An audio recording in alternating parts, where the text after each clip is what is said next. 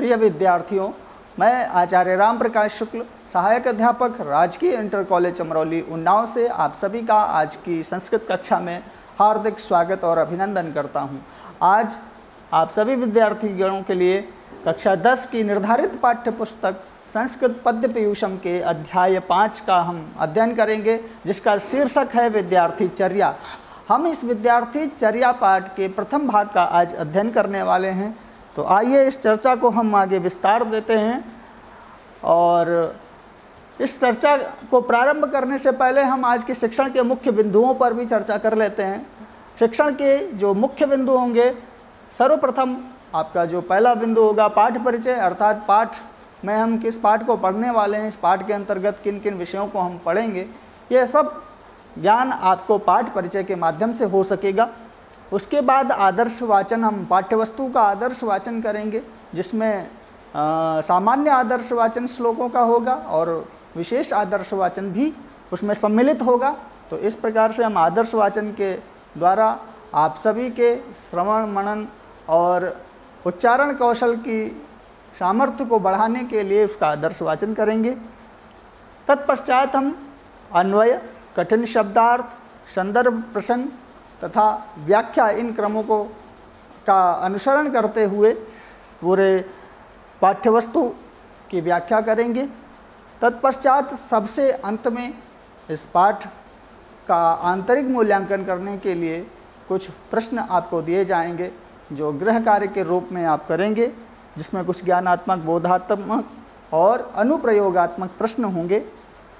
तो आइए हम इस चर्चा को आगे बढ़ाते हैं और पाठ परिचय से हम अपना परिचय प्राप्त करते हैं। जैसा कि शीर्षक आप देख पा रहे हैं, विद्यार्थी चर्या, अर्थात विद्यार्थी की दैनिक क्रिया। तो विद्यार्थी की दैनिक क्रिया कैसी होनी चाहिए, इसी विषय में इस पाठ में बताया गया है।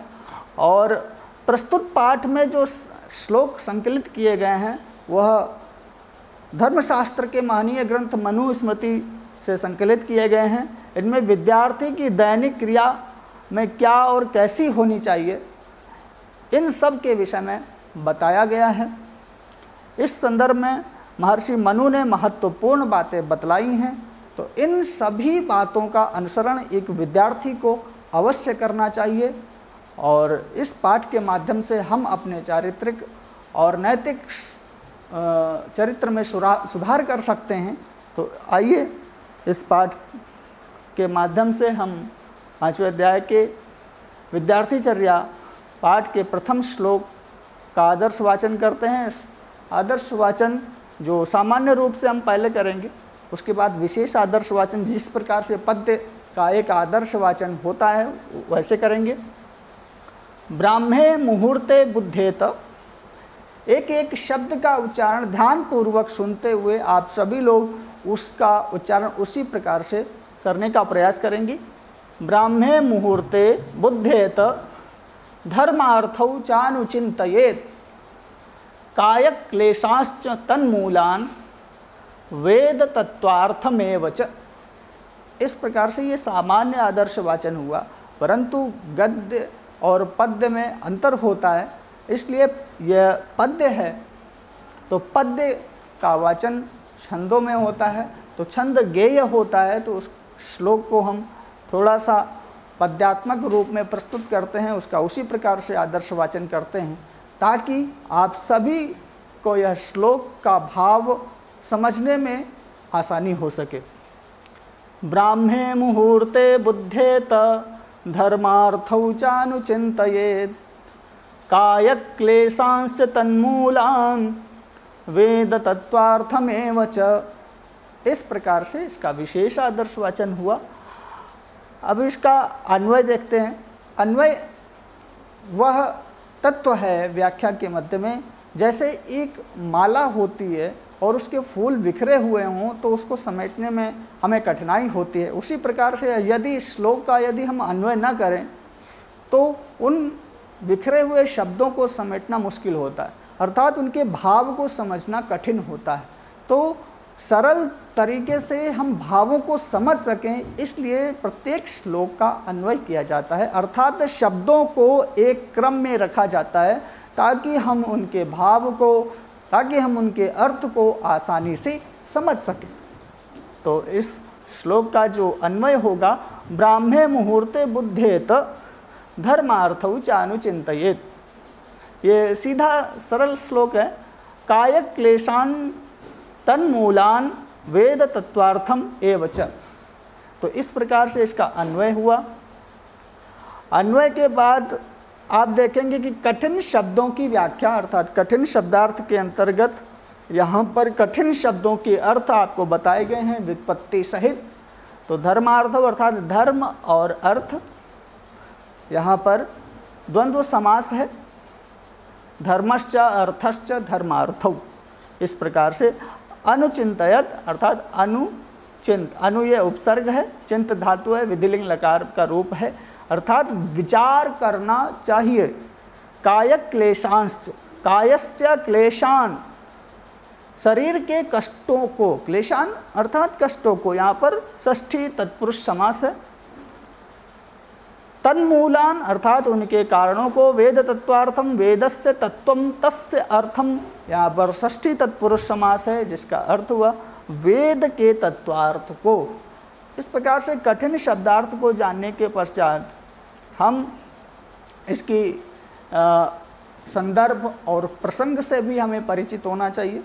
तो संदर्भ, प्रस्तुत श्लोक का संदर्भ हम जब लिखेंगे तो हमें ध्यान रखना चाहिए कि यह किस कक्षा में पढ़ाया जा रहा है और किस पुस्तक से है, इसका भी हमें ध्यान रखना चाहिए। तो प्रस्तुत श्लोक हमारी निर्धारित संस्कृत पाठ्य पुस्तक कक्षा 10 के विद्यार्थी चर्या नामक पाठ से लिया गया है। इस प्रकार से यह संदर्भ पूरा हो जाता है। अब प्रसंग लिखेंगे। प्रसंग में आप लिखेंगे कि प्रस्तुत श्लोक में विद्यार्थी चर्या के विषय में बताया गया है। तो इस प्रकार से आपका प्रसंग हो जाता है। प्रसंग के पश्चात आप व्याख्या करेंगे। व्याख्या में अर्थात अब यहाँ पर प्रत्येक शब्द की शब्दशः व्याख्या अन्वय की सहायता से आप करते जाएंगे। ब्राह्मे मुहूर्त, इस पद को समझना होगा पहले। ब्रह्म मुहूर्त किसे कहते हैं? ब्रह्म मुहूर्त प्रातः काल का मुहूर्त होता है। सूर्योदय के पहले का जो समय होता है उसको ब्रह्म मुहूर्त कहा जाता है। प्रत्येक विद्यार्थी का यह कर्तव्य होना चाहिए कि सूर्योदय के पहले ही वह अपनी शैया को छोड़ दे, अर्थात निद्रा का त्याग कर दे। तो ब्राह्मे मुहूर्ते बुद्धेत, अर्थात ब्रह्म मुहूर्त में प्रत्येक विद्यार्थी को उठना चाहिए। और उठ करके क्या करना चाहिए? धर्मार्थौ च अनुचिंतयेत, अर्थात धर्म और अर्थ का चिंतन करना चाहिए, उसका विचार करना चाहिए। सर्वप्रथम जैसे हमारे परंपराओं में निश्चित है कि एक विद्यार्थी जब उठता है तो बड़े लोगों को प्रणाम करता है, माता धरती को धन्यवाद देता है। इस प्रकार के कार्य यदि विद्यार्थी करता है तो उसे अवश्य ही लाभ होता है। तो धर्म और अर्थ की चिंता उसे करनी चाहिए। कायक क्लेशांश तन्मूलान, और क्या करना चाहिए? अपने शारीरिक कष्टों को उसे दूर करने के लिए उपाय करना चाहिए। अर्थात प्रातःकाल जब उठे तो धर्म और अर्थ का चिंतन करे, ईश्वर का ध्यान करे, बड़ों का आदर करे, उनका सम्मान करे, उन्हें प्रणाम करे, अभिवादन करे। उसके पश्चात अपने शारीरिक कष्टों को दूर करने का उपाय करे यदि कोई शारीरिक कष्ट है तो। और वेद तत्वार्थम एव च, अर्थात वेद तत्वों के अर्थ को जानने का प्रयास करना चाहिए। अर्थात अपनी विषय, अर्थात जो विषय वह पढ़ रहा है उसको जानने का प्रयास करना चाहिए। तो इस प्रकार से श्लोक का जो भाव निकलता है वह इस प्रकार है कि प्रत्येक विद्यार्थी को ब्रह्म मुहूर्त में ही उठ जाना चाहिए और उसके बाद उठने के पश्चात धर्म और अर्थ के विषय में चिंतन करना चाहिए। अर्थात धार्मिक कार्यों में उसकी प्रवृत्ति होनी चाहिए। नित्य क्रिया करने के पश्चात उसके धार्मिक कार्यों में प्रवृत्ति हो तो यह विद्यार्थी के लिए अच्छी बात होती है। उसके बाद जब उसकी कोई शारीरिक कष्ट हो तो उसके कारणों को जानकर उन कष्टों को दूर करने का उपाय प्रत्येक विद्यार्थी को करना चाहिए। और वेद तत्वार्थ में एवच, तो प्राचीन काल में चूंकि गुरुकुल हुआ करते थे तो वेद पढ़ा करते थे छात्र वहाँ पर, तो आज के समय पर जब परिस्थितियाँ बदल गई हैं तो आपको चाहिए कि अपने विषय का अध्ययन अवश्य करें। अर्थात जो भी विद्या आप पढ़ रहे हैं, जो भी विषय आप पढ़ रहे हैं, उसका सम्यक प्रकार से ज्ञान आपको करना चाहिए। यह एक विद्यार्थी का प्रत्येक दिन कार्य होना चाहिए। तो इन सारे श्लोकों से हमें यही शिक्षा मिलती है कि हमें प्रातः उठते ही अपने कार्यों का भली भांति संपादन करना चाहिए, जैसा कि मनु जी ने बताया है। अब हम अग्रिम श्लोक की तरफ बढ़ते हैं। द्वितीय श्लोक जो है बड़ा ही सुंदर श्लोक है। न स्नानम आचरेत भुक्त्वा नातुरो न महानिशि। न स्नानम आचरेत भुक्त्वा, अर्थात स्नानम आचरेत, अब यहाँ पर पहले हम आदर्श वाचन कर रहे हैं ताकि आपको समझ में आ जाए। न स्नानम आचरेत, यहाँ पर देखेंगे आप तो संधि हुई है, तो न स्नानम आचरेत भुक्त्वा नातुरो न महानिशि न वासोभिः सहाजस्रम ना विज्ञाते जलाशये। इस प्रकार से प्रत्येक शब्द का उच्चारण मैंने किया। अब इसका विशेष उच्चारण करते हैं जैसे कि पद्य में हमेशा किया जाता है। न स्नानम आचरेत भुक्त्वा नातुरो न महानिशि न वासोभिः सहाजस्रम ना विज्ञाते जलाशये। इस प्रकार से इसका विशेष प्रकार से उच्चारण हुआ। अब इसको इसी प्रकार से पढ़ने का आप सभी लोग अभ्यास करें।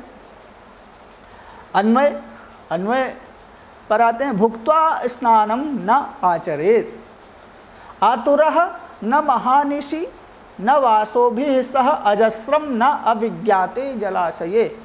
न, इस प्रकार से इसका अन्वय संपन्न होता है। संदर्भ इसका पूर्ववत, जैसा कि मैंने पिछले श्लोक में बताया, उसी प्रकार से इसका चलता जाएगा। प्रसंग यहाँ पर एक विद्यार्थी के लिए स्नान करने के महत्व को बताया गया है, तो उस महत्व को यहाँ पर आप समझेंगे। तो इस प्रकार से अब हम इसकी व्याख्या की तरफ बढ़ते हैं। कठिन शब्दार्थ को देख रहे हैं आप। भुक्त्वा अर्थात भुज धातु से अक्त्वा प्रत्यय करने के पश्चात यह शब्द बनता है। इसका अर्थ होता है भोजन करके आचरेत, आचरण करना चाहिए।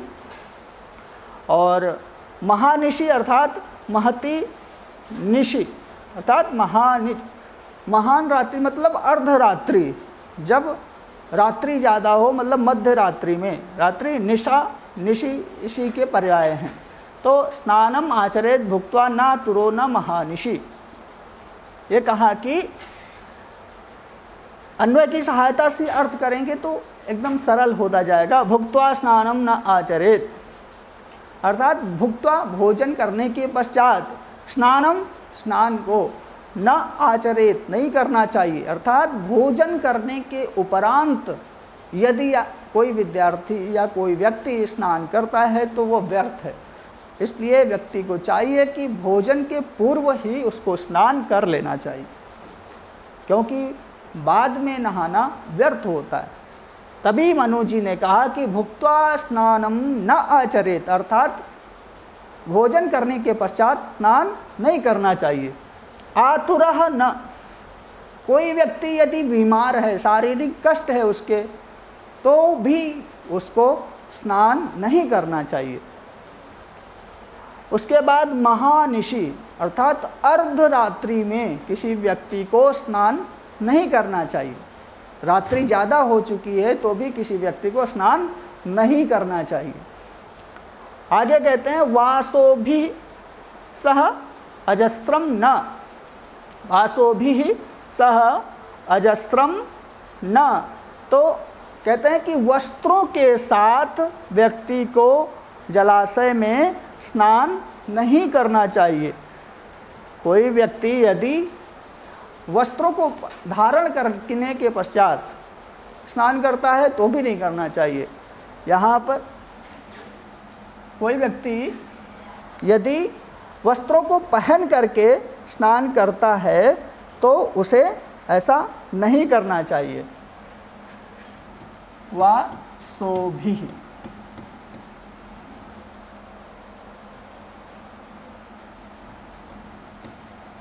तो हमें वस्त्रों को पहन करके स्नान नहीं करना चाहिए।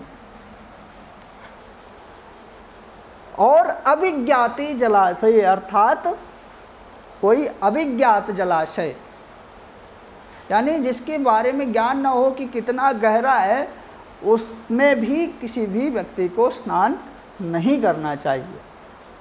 तो इसलिए बताया कि न स्नानम आचरेत भुक्त्वा न तुरो न महानिशि न वासो भी सहाजस्रम न विज्ञाते जलाशय, कि कोई भी विद्यार्थी हो उसको भोजन करने के पश्चात स्नान नहीं करना चाहिए, बीमार हो तब भी उसको स्नान नहीं करना चाहिए, यदि रात्रि हो चुकी है अर्थात अर्धरात्रि है तब भी किसी को स्नान नहीं करना चाहिए, और यदि वह वस्त्र को धारण करके किसी अविज्ञात जलाशय में स्नान करता है तो ऐसा कदापि नहीं करना चाहिए। ऐसी हमें श्लोक के माध्यम से शिक्षा मिलती है।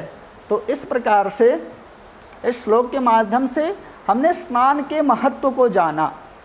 स्नान के महत्व को जानने के पश्चात हम आगे बढ़ते हैं अगले श्लोक की तरफ। इसका आदर्श वाचन करते हैं। नोच्छिष्टम कस्यचित दद्यान। नोच्छिष्टम अर्थात नोच्छिष्टम, इसका अर्थ हम आगे बताएंगे, पहले इसका उच्चारण देख लेते हैं। नोच्छिष्टम कस्यचित दद्यान नाद्याच्चैव तथंतरा। नाद्याच्चैव तथांतरा न चैवात्यसनं कुर्यान् नो चोच्छिष्टम क्वचित व्रजेत। अर्थात एक बार पुनः इसका उच्चारण करिए। नोच्छिष्टम कस्यचित दद्यात् नाद्याच्चैव तथंतरा न चैवात्यसनं कुर्यान् चोच्छिष्टम क्वचित व्रजेत। अर्थात अब यहाँ पर अन्वय में देखिए, कस्यचित उच्छिष्टम न दद्यात्, कस्यचित उच्छिष्टम न दद्यात् च नैव अंतरा च अद्यात् न च अस्ति असनम एव कुर्यात् क्वचित च उच्छिष्ट न व्रजेत। इसका अर्थ कठिन शब्दार्थों को देख लेते हैं। यहाँ पर उत्सिष्टम बचा हुआ जूठा अर्थात जूठा भोजन, अंतरा यानी मध्य में, अद्यात अधभक्षणे धातु से यह शब्द निष्पन्न हुआ है। विधिलिंग लकार प्रथम पुरुष एक वचन अर्थात खाना चाहिए।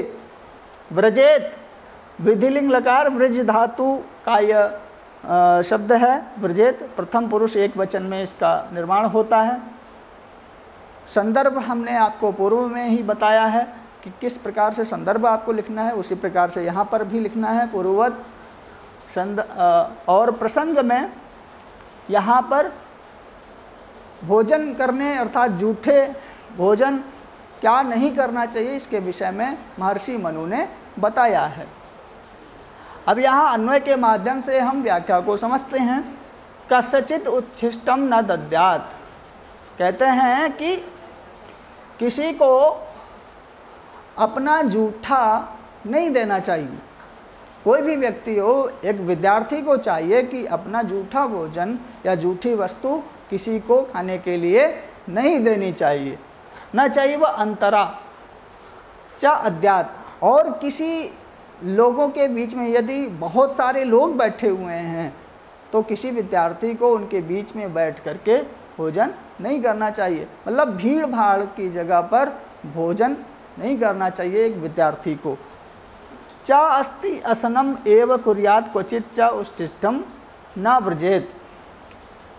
अब यह कहते हैं कि कोई व्यक्ति, कोई विद्यार्थी इतना भोजन न करे जितना आवश्यकता, उससे ज़्यादा भोजन कभी नहीं करना चाहिए। अर्थात जितनी भूख हो उससे ज़्यादा भोजन नहीं करना चाहिए। न चा अस्ति असनम एव, मतलब अत्यधिक मात्रा में भोजन किसी भी विद्यार्थी को कदापि नहीं करना चाहिए, क्योंकि निद्रा आती है उसके पश्चात, फिर आपके अध्ययन में भी बाधा उत्पन्न होती है। और कहते हैं कि जूठे यानी भोजन करने के बाद यदि आपने हाथ और मुंह को नहीं धुला है तो जूठे मुंह कहीं पर भी नहीं जाना चाहिए, अर्थात हाथ धोने के पश्चात ही कहीं पर गमन करना चाहिए। तो हमें ये शिक्षा मिलती है कि हमें अपना जूठा किसी को नहीं देना चाहिए और भीड़ वाले स्थान पर भोजन नहीं करना चाहिए, भूख से ज़्यादा भोजन नहीं करना चाहिए और जूठे मुंह कहीं पर नहीं जाना चाहिए। तो यह हमें महर्षि मनु के इस श्लोक के माध्यम से, मनुस्मृति के श्लोक के माध्यम से ये शिक्षा मिलती है। इस आचरण का हम सब विद्यार्थीगण को चाहिए कि इसका पालन करें। तो इस तरीके से तृतीय श्लोक संपन्न होता है। हम अगले श्लोक की तरफ बढ़ते हैं। अभिवादनशीलस्य नित्यं वृद्धोपसेविनः चत्वारि तस्य वर्धन्ते आयुर्विद्या यशोबलम। अब यहाँ पर देखिए, अभिवादनशीलस्य नित्यं वृद्धोपसेविनः चत्वारि तस्य वर्धन्ते आयुर्विद्या यशोबलम। अन्वय, अभिवादनशीलस्य नित्यं वृद्धोपसेविनः तस्य आयुः विद्या यशः बलम इति चत्वारि वर्धन्ते। इस प्रकार से अन्वय हो जाता है। कठिन शब्दार्थ में अभिवादनशीलस्य अभिवादनम शीलम यस्य सः, यहाँ पर बहुव्रीहि समास है, जो प्रणाम करने वाली प्रवृत्ति का हो, अर्थात दूसरों को, बड़ों को देख करके प्रणाम करने की प्रवृत्ति रखता हो ऐसा व्यक्ति। वृद्धोपसेविनः, वृद्धों की सेवा करने वाला, अर्थात बूढ़ों की सेवा करने वालों का वर्धन्ते बढ़ती है। अब इस प्रकार से अन्वय और कठिन शब्दार्थ संपन्न हुआ है, संदर्भ पूर्ववत रहेगा और प्रसंग में यहाँ पर अभिवादन की महत्व को यहाँ पर प्रतिपादित किया गया है श्लोक के माध्यम से, यही इसका प्रसंग हो जाएगा। अभिवादनशील से, अब हम इसकी व्याख्या को अन्वय के माध्यम से जानते हैं। अभिवादनशील से अर्थात जो अभिवादन करता है ऐसे व्यक्ति का, ठीक है, नित्यम, और जो नित्य वृद्धों की सेवा करता है, यानी जो बड़ों को देख करके सर्वप्रथम उनको अभिवादन करता है, उनको प्रणाम करता है, ऐसा विद्यार्थी। फिर दूसरा, वृद्धोपसेविना, वृद्ध जनों को देख करके, उनके कष्टों को देख करके उनकी सहायता करता है, उनकी सेवा करता है, ऐसा विद्यार्थी। ऐसे जो विद्यार्थी होते हैं उनकी चार चीज़ें वृद्धि को प्राप्त होती हैं। वो कौन कौन सी चार चीज़ें हैं? आयु, विद्या, यशः, बलम, अर्थात आयु बढ़ती है और विद्या बढ़ती है, यश बढ़ता है और बल बढ़ता है। यानी जो विद्यार्थी दूसरों को, बड़ों को प्रणाम करता है, अभिवादन करता है, वृद्ध जनों की सेवा करता है, ऐसे विद्यार्थी की आयु बढ़ती है, विद्या बढ़ती है, यश बढ़ता है और उसका बल भी बढ़ता है। तो प्रत्येक विद्यार्थी को चाहिए कि अपने से बड़ों को, अपने गुरुजनों को प्रणाम करना चाहिए तथा उसके पश्चात ही हमारी आयु, विद्या और यश में वृद्धि होती है। तो इस प्रकार से बड़ा ही सुंदर श्लोक है। इस श्लोक के भाव को अपने जीवन में उतारना चाहिए, इसका अनुकरण करना चाहिए। ये शास्त्र हमारे चरित्र के विकास के लिए ही होते हैं। इस प्रकार से हमने इस श्लोक के अर्थ को जाना। अब अगला श्लोक है, आर्द्रपादस्तु भुंजीत नार्द्रपादस्तु संविशेद आर्द्रपादस्तु भुंजानो दीर्घमायुर्वाप्नुयात्। आर्द्रपादस्तु भुंजीत नार्द्रपादस्तु संविशेद आर्द्रपादस्तु भुंजानो दीर्घमायुर्वाप्नुयात्। अर्थात गीले पैर भोजन करने वाला, अर्थात जो पैरों को धुल करके भोजन करता है, ऐसा कार्य करना चाहिए। नार्द्रपादस्तु संविशेद, कहते हैं गीले पैर सोना नहीं चाहिए। यहाँ अन्वय के माध्यम से आप देख सकते हैं इसका अर्थ। आर्द्रपादः तु भुंजीत आर्द्रपादः तु न संविशेद आर्द्रपादः तु भुंजानः दीर्घा आयु अवाप्नुयात्। कठिन शब्दार्थ जैसे कि आप देख रहे हैं, गीले पैर धो करके भुंजीत भोजन करना चाहिए, संविशेद सोना चाहिए, अवाप्नुयात् प्राप्त करना चाहिए। तो संदर्भ पूर्वत हो जाएगा। और यहाँ पर भोजन से पहले हाथ पैर धुलने के महत्व को बताया गया है गीले पैरों के महत्व को बताया गया है कि गीले पैर हों तो ऐसे समय पर क्या करना चाहिए, क्या नहीं करना चाहिए। तो यहाँ कहते हैं आर्द्र पादस्तु भुंजीत, भोजन हमेशा गीले पैर करना चाहिए, यानी पैरों को, हाथ और पैरों को धुल करके ही भोजन करना चाहिए, ऐसा मनु जी संकेत करते हैं। उसके पश्चात नार्द्र पादस्तु संविषेद, परंतु सोने के समय आपके पैर गीले नहीं होने चाहिए। तो इस प्रकार से बताया कि सोते समय आपके जो पैर हैं उनको कपड़े से पोंछ लेना चाहिए, यानी गीले पैर कभी नहीं सोना चाहिए, ऐसा मनुस्मृति में ये संकेत किया गया है। आर्द्र पादस्तु भुंजानो दीर्घमायुर वापनुयात्, जो हाथ पैर धुल करके भोजन करता है ऐसा विद्यार्थी दीर्घ आयु को प्राप्त करता है, ऐसा संकेत श्लोक के माध्यम से किया गया है। अर्थात यहाँ पर आपने इस श्लोक की व्याख्या को जाना, गीले पैर भोजन करना चाहिए, अर्थात पैरों को धुल करके भोजन करना चाहिए, परंतु गीले पैर सोना नहीं चाहिए। और गीले पैर हो करके जो भोजन करता है, अर्थात हाथ पैर धुलने के बाद जो भोजन करता है, वह दीर्घ आयु को प्राप्त करता है। इस प्रकार से श्लोक की व्याख्या संपन्न होती है। अब इसकी व्याख्या से संबंधित जब आप कभी किसी श्लोक की व्याख्या करने के लिए प्रारंभ करेंगे तो सर्वप्रथम आपको संकेत लिखना होगा। संकेत के बाद आप उसके बाद संदर्भ लिखें, फिर प्रसंग लिखें और उसके बाद व्याख्या करना प्रारंभ करें। यही एक व्याख्या का उचित क्रम है, जिससे कि आप परीक्षाओं में अधिक से अधिक अंक अर्जित कर सकते हैं। अब गृह कार्य के लिए कुछ प्रश्नों को दे रहे हैं। विद्यार्थी को किस समय उठना चाहिए? श्लोक के माध्यम से आप जान चुके हैं। अभिवादनशीलता के क्या लाभ हैं? जो दूसरों को अभिवादन करता है उसको क्या लाभ होता है, यह भी आपको पता चल गया है। आप इनको हल करेंगे। ये ज्ञानात्मक प्रश्न हो गए। बोधात्मक, चत्वारि तस्य वर्धन्ते आयुर्विद्या यशो बलम, इस सूक्ति की व्याख्या करनी है संदर्भ सहित, प्रसंग सहित। अनुप्रयोगात्मक पाठ के आधार पर विद्यार्थी जीवन पर निबंध लिखना है आप लोगों को। इस पाठ के आधार पर विद्यार्थी जीवन पर आपको एक निबंध लिखना है। तो इस प्रकार से विद्यार्थी चर्या पाठ का ये जो प्रथम भाग है संपन्न होता है। आशा करता हूँ आप सभी को इन श्लोकों के माध्यम से आपके जीवन में उतारने योग्य बातों का ज्ञान हुआ होगा और इस पाठ की सामग्री से भी आपका परिचय हुआ है। हम इसी के साथ अपनी वाणी को विराम करते हैं। धन्यवाद।